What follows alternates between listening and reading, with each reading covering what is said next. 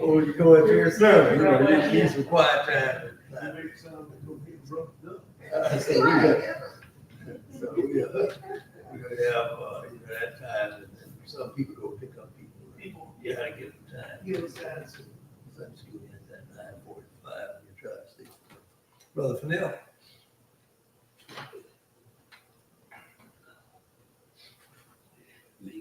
Make it so convenient.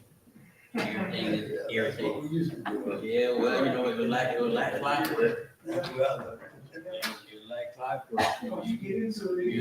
I know. Sometimes, well, look, you know, clockwork get you. Well, seems like we've been in Isaiah coming up. We just talked about Jeremiah. We talked about all the prophets. Now we're coming to the end of this journey. Seems like it took them a long time to get there. And the thing about it stuff is, boy, look him. Throughout all of this, they still doing the same thing. Same thing. Still being disobedient, still sinning, still getting all the warning from the prophets, you know, about hey, what you need to do, you know, following God's word and stuff. But the thing about it is, we talked last week, you know, talking about Jeremiah 38 and stuff, you know, and about how, you know, he suffered like most prophets did and stuff, you know, who tried to bring that unadulterated word of God. You know, sometimes when you do things, you do it for the Lord, you want to say, Lord, why am I catching it so bad, you know? You know, when you was working for the devil and stuff, the devil was trying to get you, you know, and once he had you, he didn't have mess with you no more and stuff, you know, so, you know, it's no different when you're working for the Lord because the devil don't want you to, you know, be fruitful no more so than God do, because both of them want the bodies. They can get bodies, control the mind, and they can keep your agenda going. Judah taken captive. The thing about this lesson, like most of the previous one stuff, you know, it's almost hard to talk about Judah, Southern Kingdom, without talking about all the rest of the 10, you know, that didn't stay across, the river. So, you know, basically you're still talking about Judah, you know, and Judah. They still, you know, major characters and stuff. Judah taken captivity, Jerusalem and Judah. So angered the Lord that he expelled them from his presence. 2 Kings 24:20. Now, boy, you know, you got to do something wrong, boy, when nobody want to look at you. Well, again, you ever sat down sometime when you, that same fun time with raising kids, sometimes they can make you mad so go and do something. I can remember my baby brother and stuff, we went out of town with my parents to come back, and everybody in town was talking about my brother trying to hold up the train. Told the people down the railroad track with a 22 rifle, don't move the train, you know. And boy, my daddy, we got back home, my daddy was so mad, he said, go find him. I had to sit down there, told my brother, I said, well, Dad ain't gonna do nothing to you, he just want you to come home. And boy, as soon as he came through the door, he yoked it upside the head. Broke my belt, his belt, and my brother's belt. He was so mad, I said. And finally, Pastor, my daddy was 6 feet, 245 pounds, and I tried to put my arm around him and say, cool down there, you know, hey, told bro, I said, young. You know, sometimes when you got a zeal, you want people to do right and stuff. And the thing about the God we serve, God would hope that we would do things decent and order. We know sometimes what it don't always come out like that, you know. And you figure, you know, chastising somebody, you know, that should make them, you know, not so much to just cripple them or destroy in most cases, but a lot of times, you know, God chastises people just to try to get their attention, you know, try to get them to see the errors of their ways and stuff, you know, and then you sit down, you know, you start listening to say, you know, well, maybe they get the picture, maybe they won't and stuff, but it seemed like Judah, especially Judas is still in one left and stuff, because now stuff, the northern kingdom had already been taken into exile, you know. So they already done went through what was just prophesied about Judah. Look, if you don't get right, same thing will happen. It's gonna happen to your brothers before you and stuff, you know. You're gonna get taken to exile. But the fun thing about this these lessons, most lessons we're studying stuff is that this was something that God allowed. You know, I think we take for granted the stuff that, God is still in control. Even when, he may use a human element to carry his plan and stuff, it's still God who's still the one who's in control. He still got the defining moment in this particular time and stuff. You had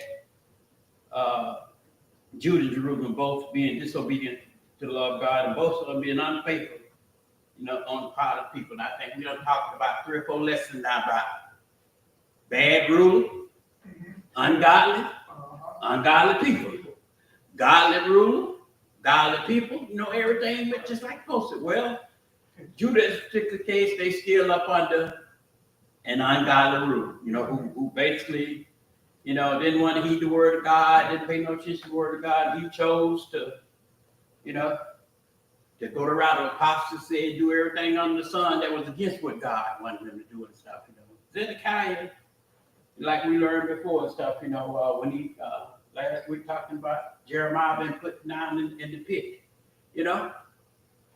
find out and stuff last week that, hey, he allowed the influence of the nobleman and stuff to cause him to throw Jeremiah in the pit. And now here it is and stuff, the same thing. He's listening to these itching ears, got prominent people, and the nobility whispering in his ear and stuff, because, still nothing changed. Jeremiah told him what? Look, God told me to tell you, you might well go ahead on and surrender to the Babylonians, okay? You can't win. But at least if you surrender, you may be carried into captivity, but you're going to live. If you try to go against them and don't surrender, you can't win the battle. You can't defeat them, in a military battle and stuff, And of course, like sometimes we do, human beings got a funny, fickle nature. We don't want nobody to tell us nothing. If you got your opinion about something, boy, look here, somebody have to just shoot you and beat you across the hand, across the head and stuff. But guess what? It still ain't gonna change, what it is you think if that situation. Because that thing about being adults, learning to agree and disagree agreeably, that don't always work in the case too. So here was Zedekiah. Still, even though, like Pastor said last week, he had a rapport with Jeremiah. Used to talk. They had several conversations where they done got together and talked about things. But he still, I ain't gonna listen to what you saying. I'm gonna do it my way and stuff, So he sat down. He allowed the noblemen and people of influence to influence him to go against what Jeremiah had brought him from the word of God and stuff. Few basically surrender. The thing about not surrendering and stuff, if you're in a win-win situation, if you got a 50-50 chance of winning and stuff, you may have a little leeway, but they had no leeway.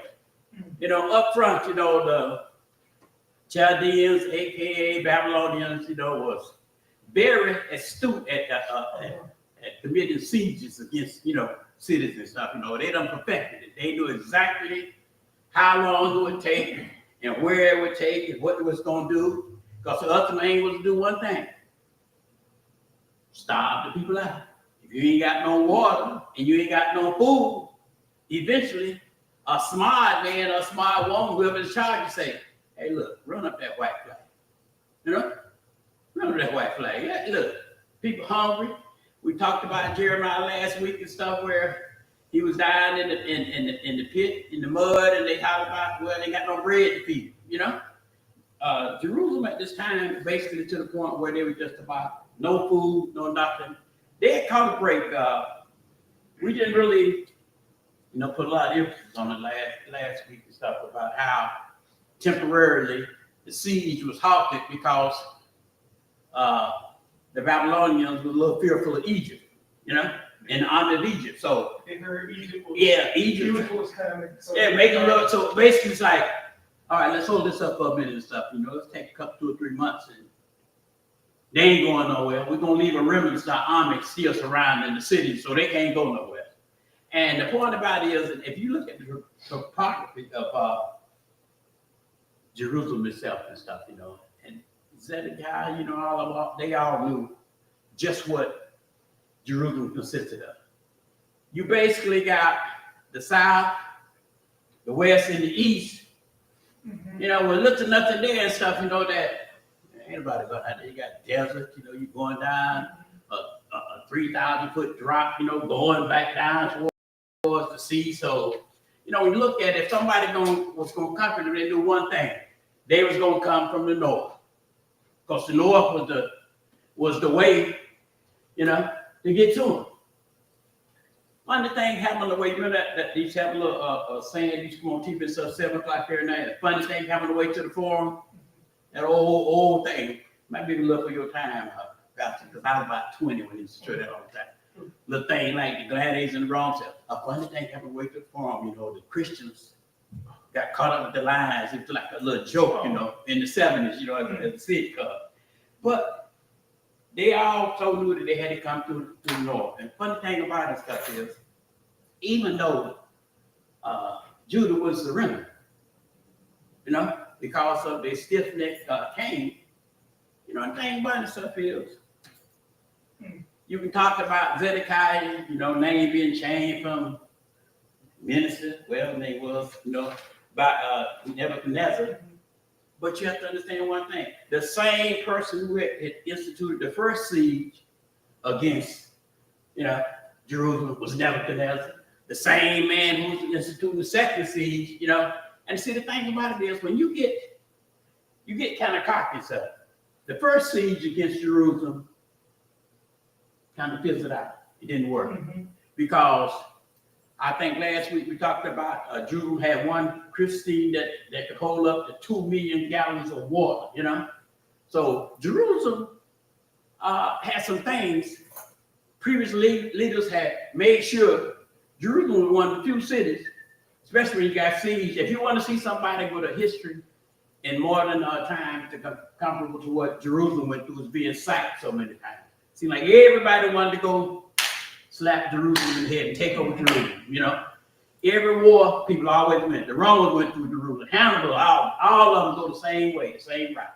That's the same thing that happened in modern era with Poland. Everybody who wanted to start a world war, at some point or another, they decided, we're going to start the war from Poland. Go through Poland and spread out.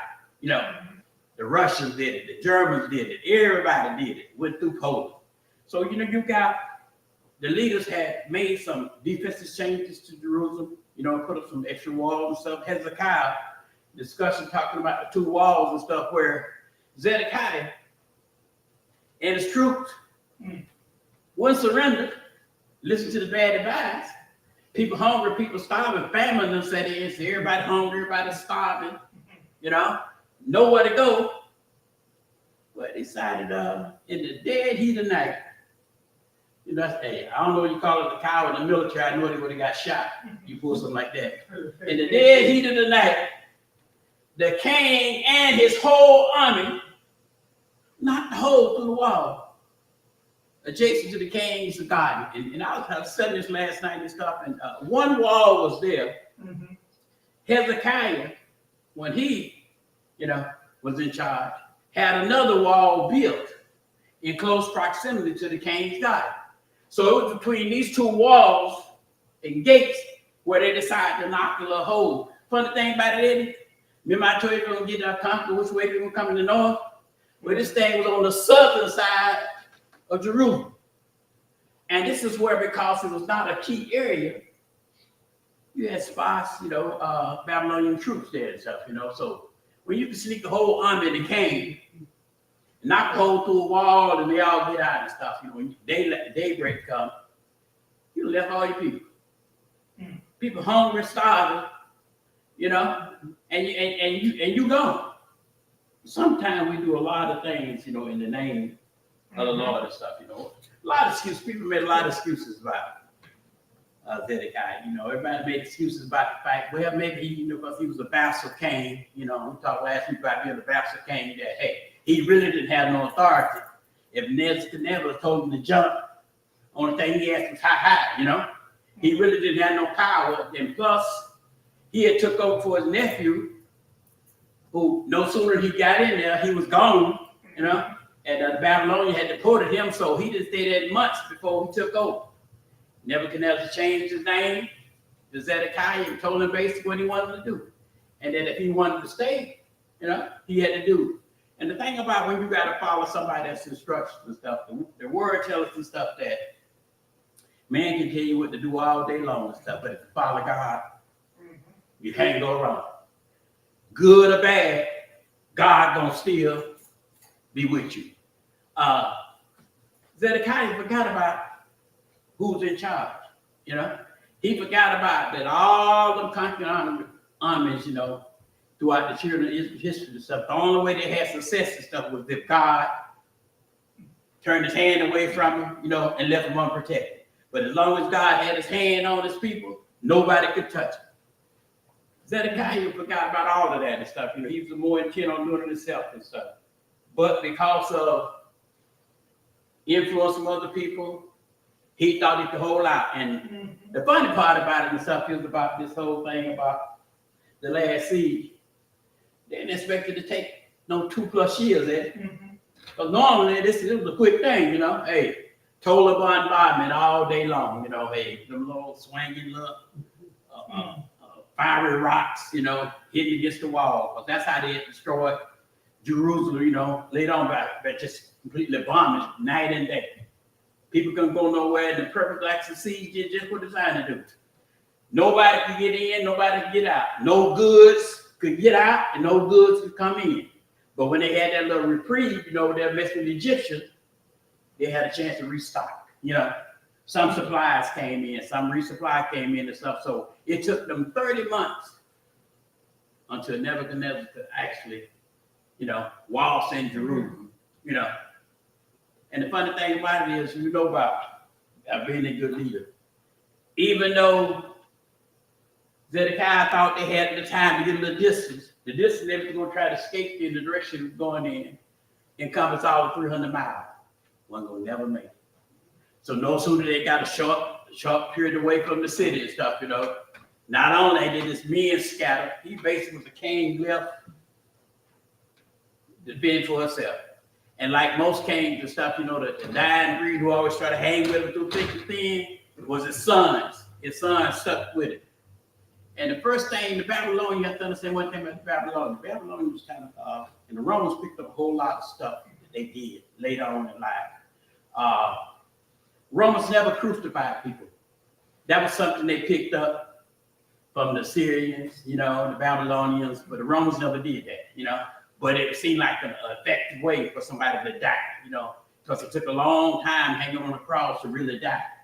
And the whole while you hanging, you suffered, you know.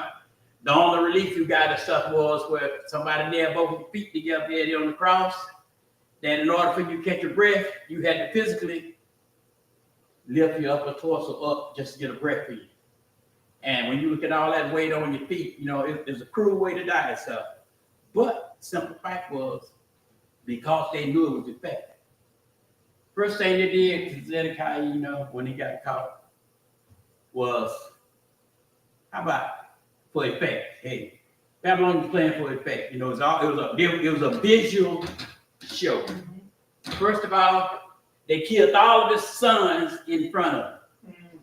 They killed all of the prominent citizens of Judea around him, you know. So you're looking at everybody you know, including your sons, all dying, you sitting there looking. And then after they let you look and see all the people die, then the next thing they do is they take your eyes out. So the last thing you see, my son's dying, my friends dying, people, you know, that I trust dying and stuff, you know. And then on top of that, get some bronze shackles. Kind of remind me of Samson with Delilah, you know. They didn't kill him, but they took him back to Babylon, you know, in handcuffs, you know, eyes all out, you know. And so for effect, it let everybody else know, you rebel against us, this is what you're going to get. But sometimes, you know, you have to look at the children, youth especially and stuff, because they did obey God. You know, what the prophet was given Zedekiah was the divine word of God. It's like if you was a king, the king issued out a decree, I want you to go take down the front of the building and stuff, don't leave nothing standing, every brick, Right, you go take, get some men, go take down every brick. Well, God does issue a divine, decree to his people through the prophet to say, do this, you need to surrender. You need to be obedient to the word. Do what thus said the Lord. And I guess if somebody come us today and stuff say, thus said the Lord,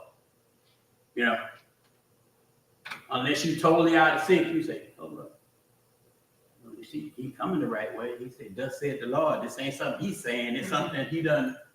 So if he got a spiritual connection and stuff, with God and stuff, he's still able to translate what it was God said. And this was the thing that got Zedekiah most of the rulers. They say of the 20 years of rule and stuff, the 20 years, the 20 people who ruled, from Hezekiah to Josiah was good. Manasseh started out halfway decent, but then he went to the other side. But everybody else was pure evil. They started out evil, they ended up evil. Josiah, it's strange to look at how a man who was a follower of God is so close connected to God and what he believed and the way he thought and stuff with that. But all of his sons was right to the culture. His brother, Zedekiah, was even worse than his worst son. But these are the people that were leading God, people and stuff, and they had no holiness, no whatsoever. And the thing about it, when you look at the Babylonians were never considered to be a godly, people, okay? It was anything but, But God chose them as his instrument to get his people in line because, they're going to get the job done. Sometimes it's good, too, to go back and reread the story about Nebuchadnezzar. Nebuchadnezzar one rap too tight himself, Eddie. That's the moment that myself. Nebuchadnezzar was crazy.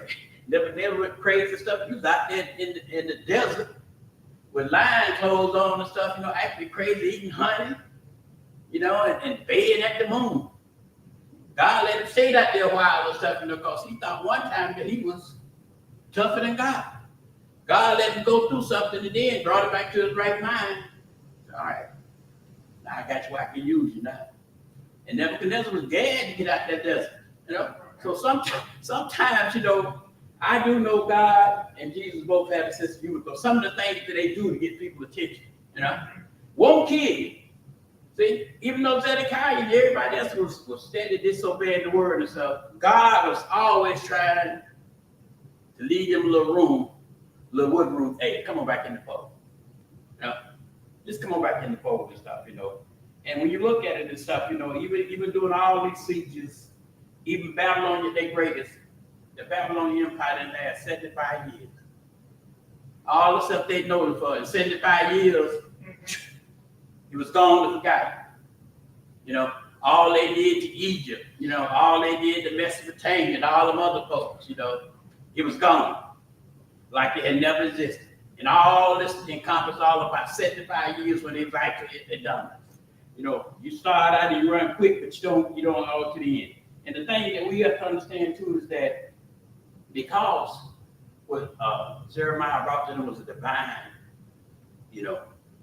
intervention from God for them to do certain things. It wasn't like when they refused to surrender, it wasn't like they slapping Nebuchadnezzar in the face. The person they were snapping in the face and stuff by not following what had been commanded was God. They're basically telling God, we ain't listen to you either. You right here want us to surrender, we ain't gonna do that. What come before the fall? Pride. God would take a humble spirit and use it. But if you got that pride and all about, you can't touch me. I ain't gonna do that. I'm all that involved, God will lead you to your own devices and stuff, And basically, because his people, when God's response was to send Babylon. lay siege to the city, starve the people in submission, you know. Hey, that part didn't work. Then they decided the last chance was, hey, round them all up. And see, the people that stayed in Judea, that Zedekiah was in charge of, the poor, the sick, the elderly, and the merchants. All the prominent people had already gone. Because they went out during the first siege, because that's when Daniel, you know, and the Hebrew boys was already gone, you know, refusing to eat the king's food, you know. See, they was already gone, you know. And so, you know, what they had left was just, for lack of a better word, heard one people say, they were the leftovers. Because, number one, the Babylonians knew that they couldn't make the trip, you know, had to sick when they never made it, you know. So they just left them there. Left them there, you know, for him to be the little puppet king. The father Nebuchadnezzar, you know, rules and stuff, you know, and the people basically were left to their own devices. And like we found out doing Jeremiah being put down in the pit, a lot of that water they had stored up, you know, hey, it turned to mud. Wasn't no water. So, you know, they say you can go without food maybe 3 to 5 days without food. But they say you can't go a 24-hour period if you ain't got no water in you. So you got to have the water, you know. So that's why even in the military, you know, we was trained. You know, I used to look at my people sometimes, they used to act crazy and stuff, you know. I got up every morning with daybreak, and I would walk down to the water buffalo. Didn't just take the stick and play with it. I would open it up and stuff and take the stick and put it in there. You know, they had about 4, 5, 6, maybe 7 cans already full stacked up. I would get my nice little swig from the faucet, and then I would fill up both my canteens, right? And I would go back and I would tell both of my drivers, I say, look here, there's 7 cans down there by the water buffalo.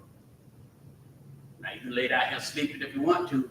If somebody get down there before you get there, you ain't got no 5-gallon cans of water to put in the pack to keep it running. And you ain't got that extra 5-gallon thing of water to have something to drink. So I would look at them, I said, now, what y'all gonna do is both of them would jump up and they would throw the shoes on and stuff and run on down there, and they come back with 10 gallons of water with them and stuff. Well, by that time, we put it all in track security in there. Everybody, the whole company to wake up. And what's the first thing that's going on? First Sergeant, we ain't got no water. We ain't got no water. When they gonna come and fill the water buffalo back up? And then everybody would come to me and say, AT, and it take, y'all got no water? No, we ain't got no water. My people look at me and say, so I put there, yo, we're finna go through 24 hours training. The water buffalo is empty. So what you gonna do? You gonna leave that water right there, because 5 gallons, you can't just know it, because 5 gallons going into the engine that's running for 24 hours. You know, so sometimes when you look at how and why people do things and stuff, you know, and a lot of stuff, like I said, God got a sense of humor.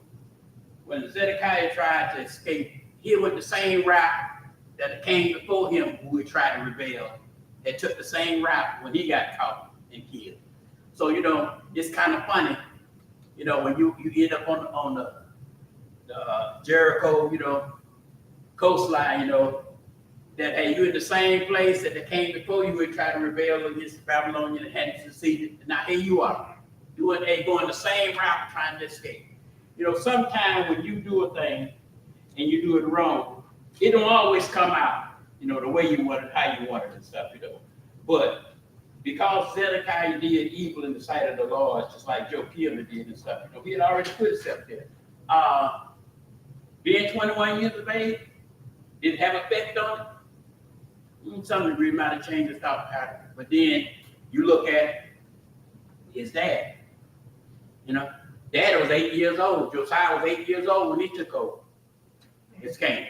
At 16, he had saw the light and what it was to serve God and stuff. And by 21, he was tearing down all the high places and all the idols and stuff, you know. So sometimes age, although it may be somewhat of a factor, it's not the determining factor why a person decided he wanted to do wrong, you know.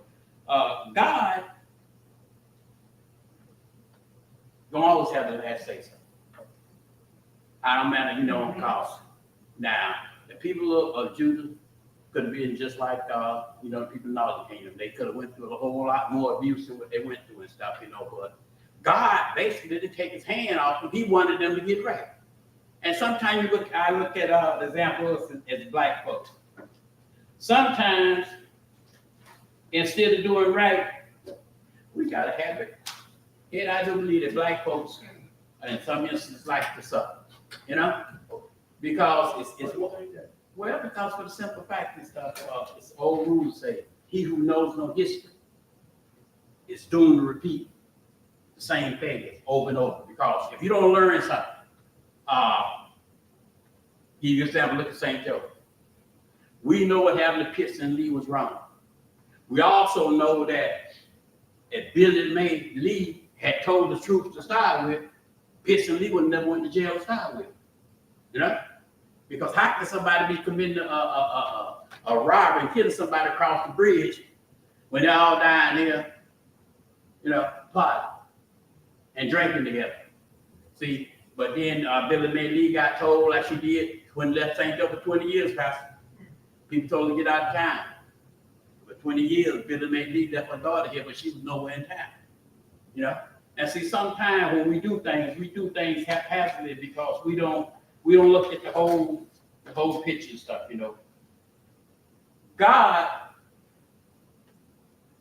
no matter how bad human being is, no matter how low Trump can go in some of the stuff he do and some of the stuff he's saying and stuff is, it's still God who's gonna have the final say about what's gonna happen to Trump and how it's gonna happen, and when it's gonna happen. See, right about now, Trump on top of the world. Hey, he think nobody can touch him. He got his own people so scared that they gonna vote for everything he say he wants. But remember this: nothing lasts forever. Because of cause and effect. Because you do this gonna happen. See, at first the people was all elated over the fact that Trump got reelected again and stuff. Who did the people expect Trump to dog out? Who the people Trump was been dogging out?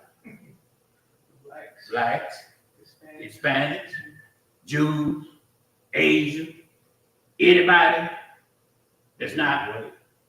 You understand? But then Trump got one thing. All us aliens.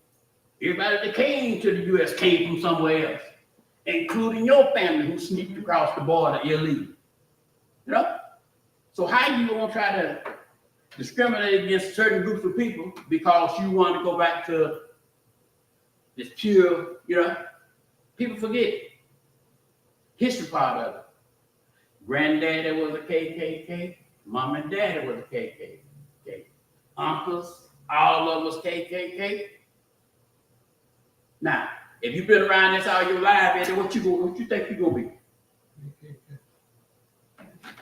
And sometimes when you do a thing and you forget about what it is and why you're doing this stuff, sometimes you forget about stuff don't just happen. You understand? Stuff just don't happen. It took me a long time to figure out that we worried about discrimination. We worried about, equal but just, We done went through all them different phases and stuff. And where we in back up at? Discrimination is just as rampant as it was now, as it was in the 40s and the 50s. And we in 2025. We assumed that because people knew what was right, they was going to do right.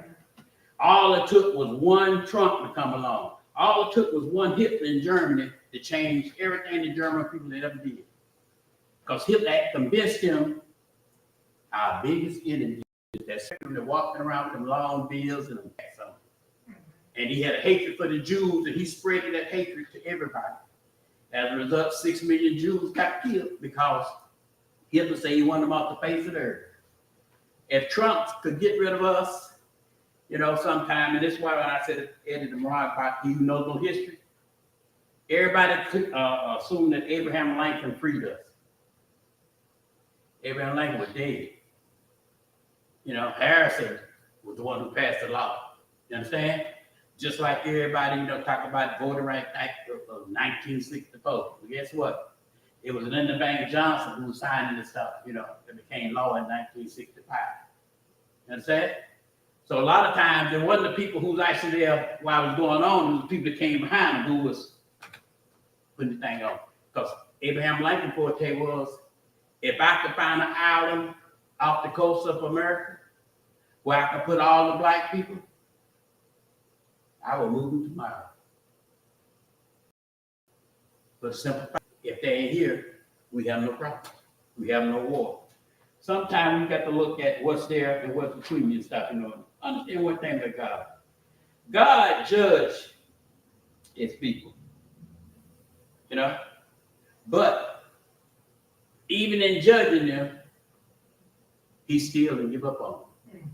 He still allowed them to maintain that hope that if they will come back and do what they're supposed to do,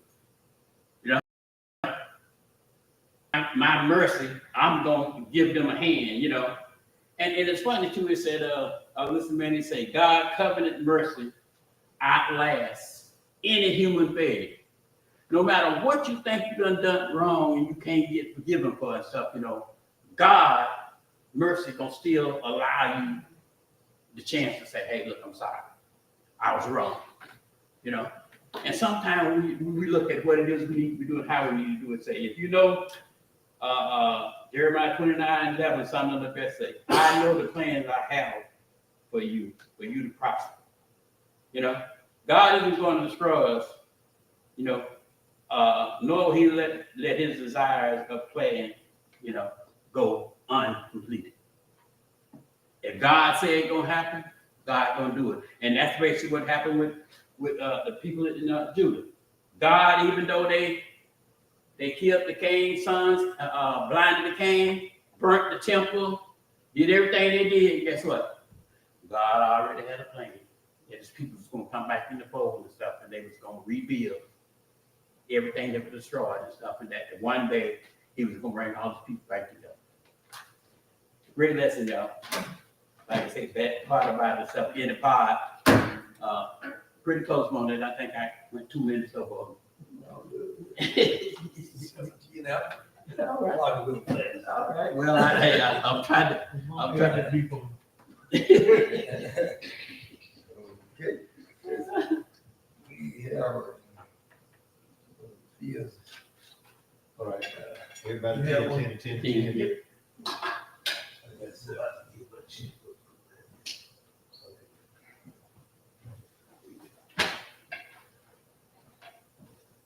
Good morning, everybody. Good morning.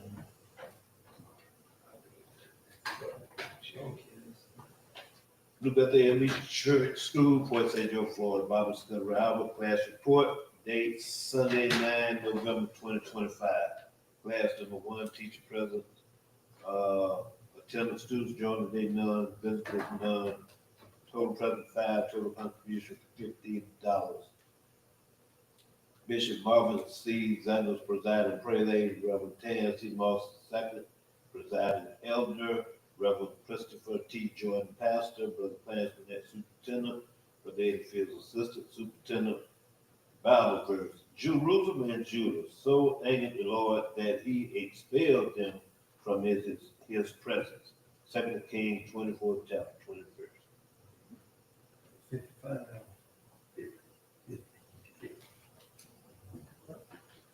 Okay. Who would like to review today? We have general discussion. I was sitting there thinking the whole time that I was getting my thoughts together. We'll all start off. It was sounding like Donald Trump. He's starving the people, taking the snap away, people are hungry.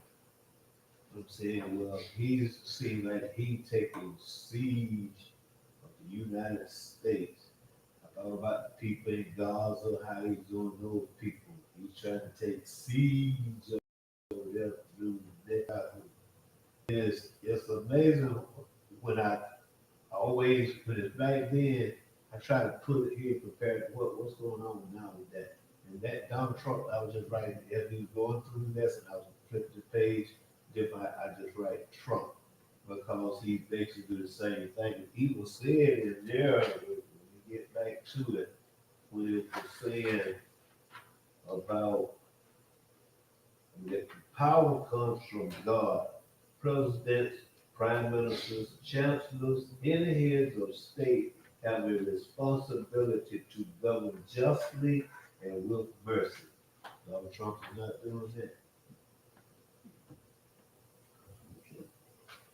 You have the last word. Yeah, You well, want to say I'm something? gonna- You want to respond?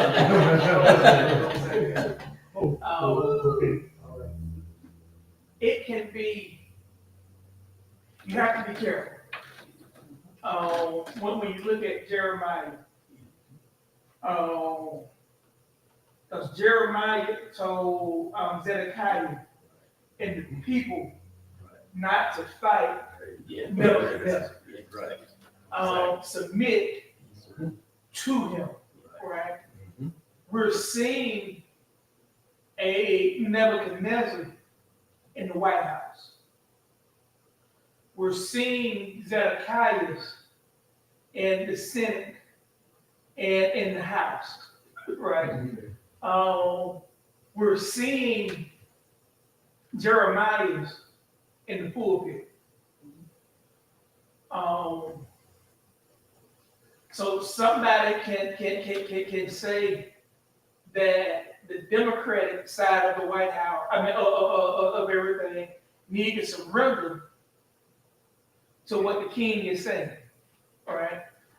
The flip side of that, somebody else could say something else. So we have to be careful when we're listening to when the Lord has brought this to our attention through study and all of this, because he already knew what was going to be happening when he assigned these lessons and gave people to write, right? There's no, it wasn't a coincidence that this lesson fell on today, right? In the middle of the government shutdown. It was all planned. So we have to be careful that we don't succumb to evil by misinterpreting the word of God, right? And we got to make sure when we do stuff or even speak out on stuff, we're speaking out after the Lord has told us to speak.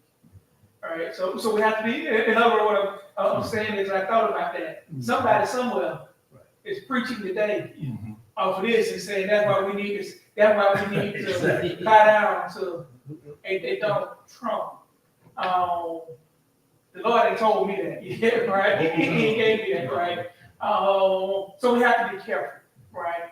And not just look at stuff on the surface, right? We got to look at it through all aspects and see, yes, the world has been, we've been going back to the rulers before Zedekiah. Zedekiah was the last part of the cancer, right? How far have we gone back to being disobedient to God, right? So I just said that just to make that general comment. You have to be careful when some people are preaching and teaching right now that Democrats need to bow down because that's what you know. Then somebody else is preaching the Republicans need to bow down because that's what, right? So we have to make sure we're not putting ourselves into the word. We got to make sure we're allowing the word to be in us. I agree. That's why I said I think it too. I don't agree with surrender. With the way things are now. I don't agree with surrendering because it's evil in the background. Mm-hmm. So we have to humble ourselves enough not to surrender, but be in a humble state to allow God to be God in that situation. Yeah. I think that's what I was trying to. After you said that, that's what, and that was Zedekiah's problem. Well, I get to that in a moment. I say that. Okay, that's the part I say. I'm gonna talk about it, but if you. Yeah, go ahead. No, go ahead. But that's what I was thinking also, you know, when we look at these lessons for us to take a look at ourselves. We can take a look at Trump, we can take a look at Biden, we can take a look at all the our politicians in the world. But these lessons are about God and us, our personal relationship with God, what we can do to go follow God's mandate. When Zedekiah was in office, God put Zedekiah there, although the Babylonians put him as a puppet leader. But God put him there, and he had an opportunity. And Jeremiah told him, he said, look, if you surrender, you will not be killed. The people will not be killed. You know, and he chose not to do that because he didn't listen to Jeremiah. But Jeremiah was a man sent by God. And you have to know when God is sending a message to you. You have to know people who come to you. You know, you can't believe everybody. You pray and you pray about it and you ask God. And you will know. Now, what he had to do was what? If he would have surrendered, his son would have been alive. All the people, you know, in Jerusalem, they went back into Jerusalem and burned down all the houses. And burned temple, burned everything down. You know, because he was not a good, you know, he did not listen. And that's what we have to listen. When we look at people in the White House now and those things, you know, they'll put their for God's purpose. God only elevates those who you want to elevate. And that's called elevation in politics. You know, because what we do is for a purpose. Maybe to bring us back into control of whatever. Listen to him. So we have in alignment. Yeah, with what he's saying. So these things happen. You know, when everybody was thinking when Nixon got in there, when Bush got in, and Clinton was in, things he did, you know, and all those things. You know, we think about all those, we can't, but we're not, but you know, no politicians are coming to. If this lesson would have been 10 years ago, it would have fit that day because it would have fit something there. These lessons, you know what I'm saying? It's not just for the day, but we can look at it through the day's eye and what we know. That's why we said we knew now what we knew then. I mean, knew then what we know now. We'd have done better, but you'd have been a totally different person, you know, because you'd have changed your way. It's something like that Back to the Future movie, you know. You can go back into that. But those things are put there for us to do. We look in the mirror when we read these lessons and think about what we can do as leaders, what we can do as people. What are we doing that causes somebody to stray away from God? And not bring them to God. That's when we look at these lessons. Because this is talking about what I can't even get that Isaiah the exile. You know, so Pastor don't bring all this other stuff out. Anyway, that's it. Let me read this and then Pastor, you come the last word of November 9th. Just gonna abbreviate it. Report. Total today, 5 total contributions today, $50. The lesson came from 2 Kings, 24th chapter, 18th verse to the 25th chapter, 9th verse. Clarence Manette, Superintendent Reverend Christopher Jordan, Pastor. Any correction of issues? None. Secretary report stand approved. Pastor, send your hand. Good morning. Good morning, everyone. One couple of announcements first. Next Sunday, and I was going to do it today, but then I thought about it. It wouldn't be in the secretary's report. We will reorganize the church school Bible Discovery Hour next Sunday. Right before, after we officially open up and all of that, before it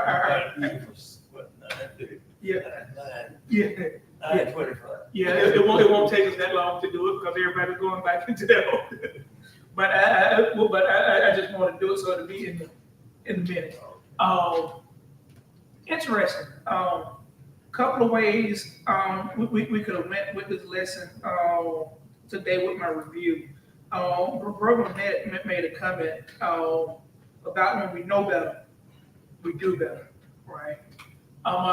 Better yet, if I'd known then what I know now, I would have did some things different. right?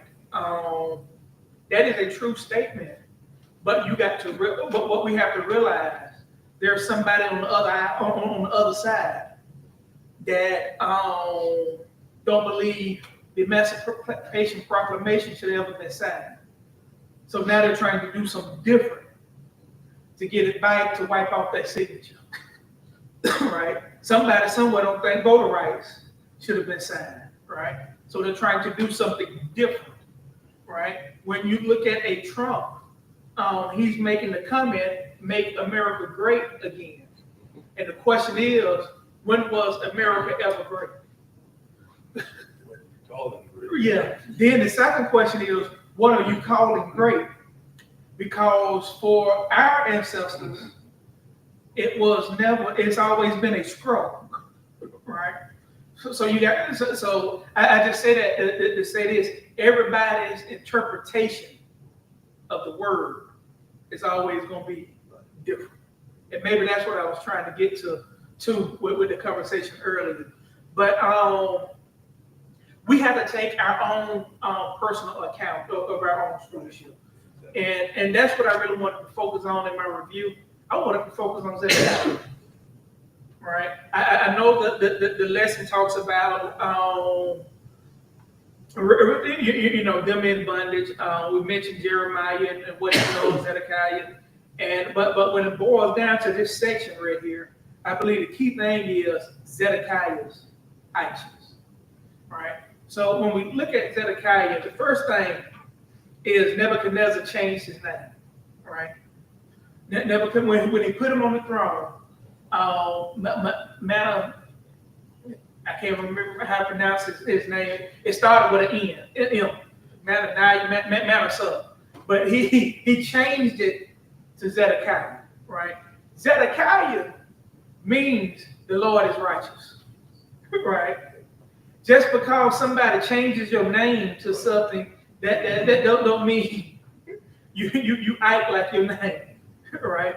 Because there was no righteousness in him, right? And that's what I want to get at. Just because Trump is saying make America great again, there's no greatness in America with the Trump. Right? But some people, right, think America is just great, right where it needs to be at, right? But he changed his name. And when we look at it from that aspect, when we look at it from that time frame, when somebody changed your name, when a king changed the name of somebody, that was them saying that I have authority and you are loyal to me, right? When you look at Daniel, Hananiah, Michelle, and their names was changed to Daniel was changed to Belshazzar, Hananiah to Meshach, Michael to Shadrach, and I can't remember what scholar was changed to Abednego. Right? The names was changed because I am in control of you. Right? That's you have allegiance to me, and that's showing everybody around that you're in allegiance with Babylon, the Babylonians. Now you're in allegiance with me because I changed your name. You wouldn't have been able to be where you're at unless I did, right? So you who you are because I am who I am. So you don't forget that. If you ever looked at the very first episode of the Cosby Show, the plot. Bill Cosby made a comment to Theo, I brought you into this world, and I'll take you out. That was the very first episode of the Cosby Show, right? So Nebuchadnezzar is telling Zedekiah, I put you in this position, and I can take you out of that position. Hence why I believe so many people are afraid of Donald Trump because they feel like he put them in that position. And right? But so they're trying to put an allegiance to somebody that is running the country into the ground.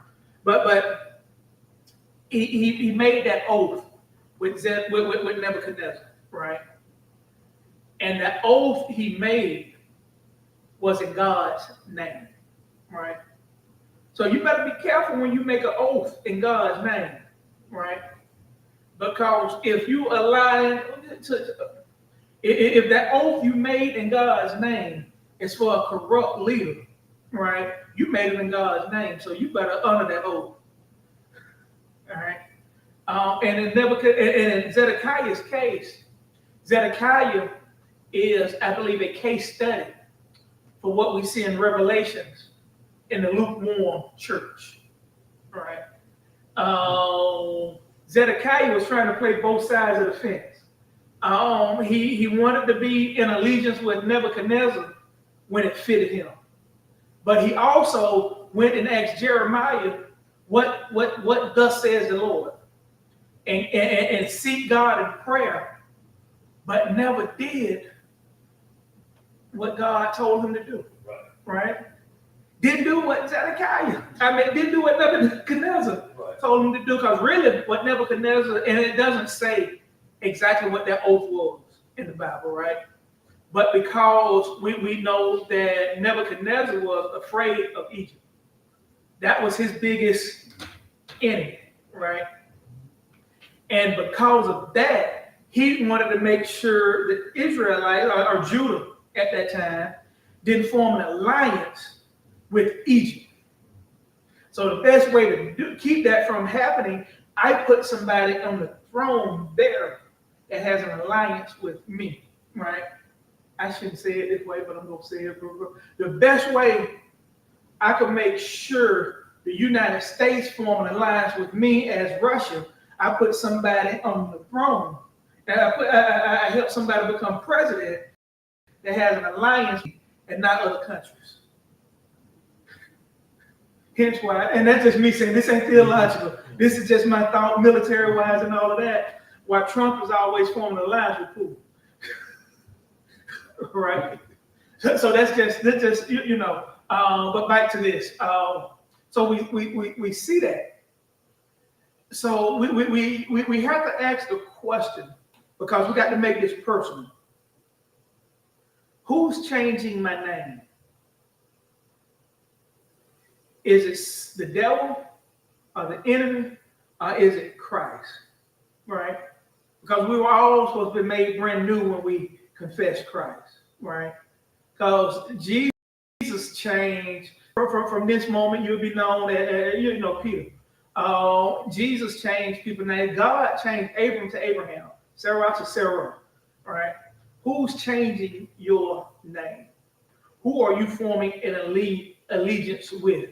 Are you just trying to straddle both sides of the fence? What are you doing to make sure history doesn't repeat itself? Right? It has to be a personal thing. What are you doing? You knew what your ancestors went through.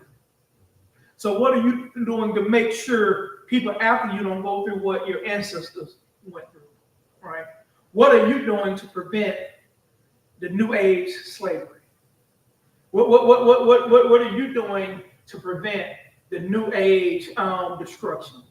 The only thing I can control is here. What I do, right? So what am I doing to make sure I'm not Zedekiah, right? What am I making sure that I'm doing that I'm not a J.D. Vance, to say one thing, then do another. I was watching a debate, old debate, when I don't think it was Mark Rubio. It was Ted Cruz, I think, was talking about Donald Trump in the debate and how he would destroy the country with tariffs, right? But now you support him in everything you do, right? You playing both sides of the fence. So whose side are you on, right? But also in this something else that we have to think about with Zedekiah. You can run, but you can't hide, right? And this is the first thing that caught my attention, right? Jeremiah revealed to him what thus says the Lord, right? And he tried to run from it, right? But not only, watch this, he didn't run towards Babylon, right? He ran toward Egypt, right? He ran toward the very place that he made an allegiance that he wouldn't go to, right? And watch this. I tore with this one. Do we realize the same place the Lord delivers us from and blesses us at can be the same place we get cursed at? It could be if we're being disobedient to God's word, the same place we were being blessed at is the same place we could be cursed at. But also, I could take it a little further and say a lot of the times we're running back to old blessings, but we can't run back to old blessings with new disobedience. All right.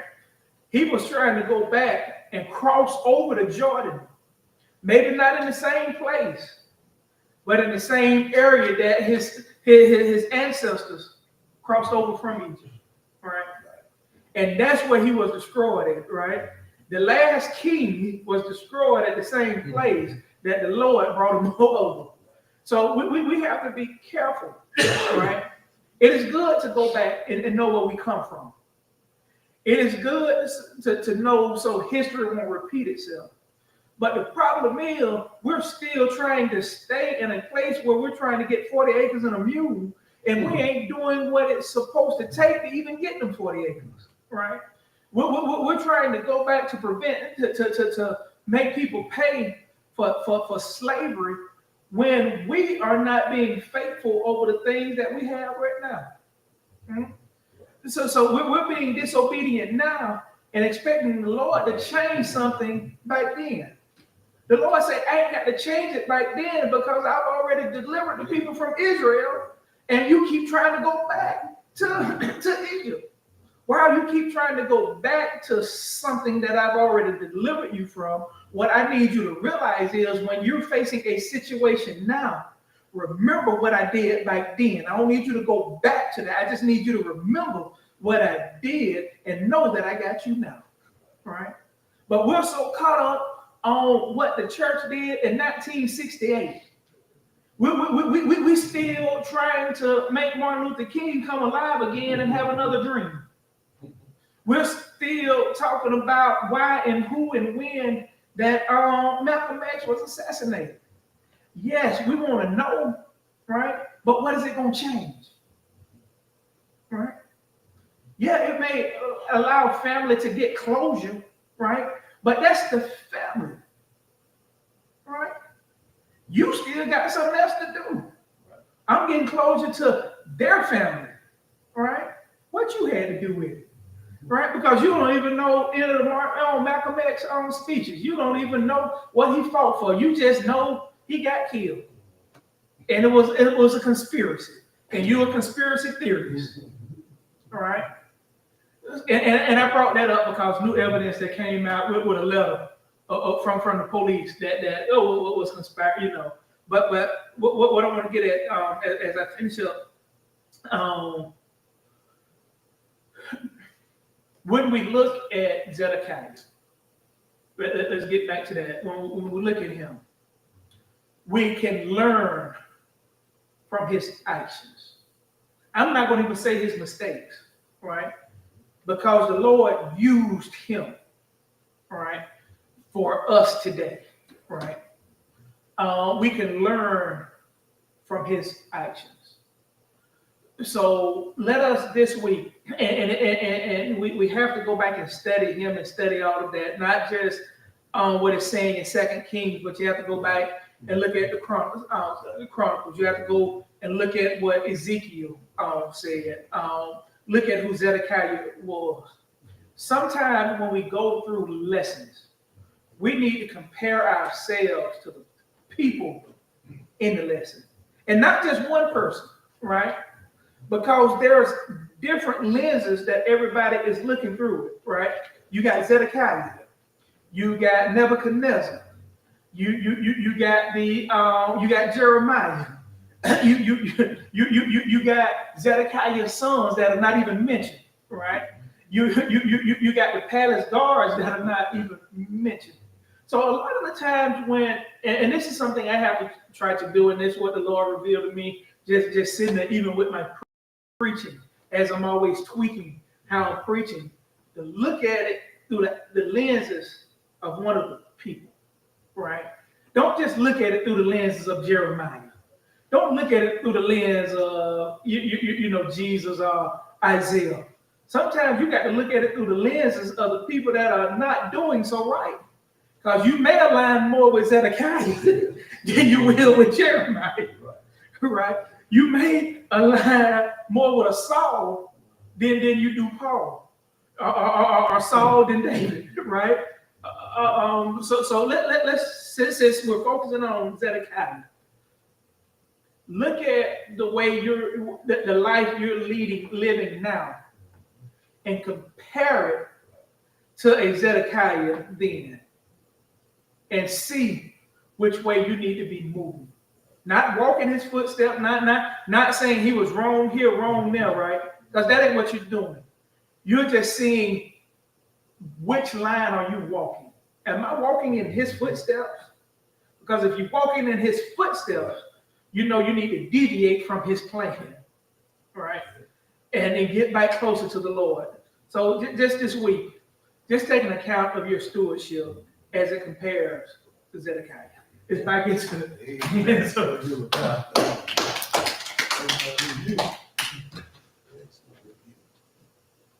Okay.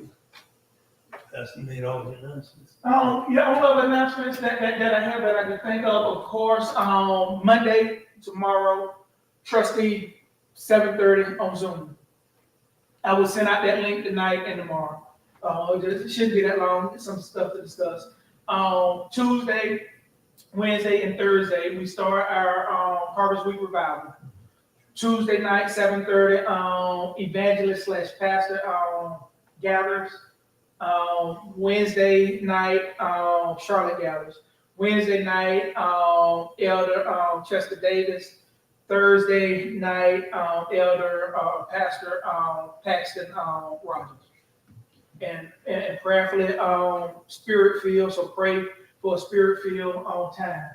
And Saturday we have the Harvest Fall Festival. And Sunday, I was gonna do a full Harvest Day program, but we're just gonna do regular service. And we're just asking people to come. The overalls are dressed down, however you want to come. And we're gonna continue to build. Wednesday. Oh, what Sunday? Thursday. Yeah. Next one. Next week, yeah. That's all I have. Veterans Day is Tuesday. Veterans Day. But it's what time stuff? 2 o'clock in time there out in the parking lot. I thought they said 1. 1 o'clock. Okay, 1 o'clock. 1. I was gonna say, with Central and Eastern Standard. 1 o'clock. Let us all stand up. Church School Creed and benefits. I believe I am the church school must grow and grow. And I must make a top priority to make it so. Every member Christian, every Christian, every representative. We need not be ashamed. We ask in Jesus' name. We have come. We have studied, we have learned. So till our next time together, study God's word. May the rich blessings reside with you, and may the great eternally yours. Amen.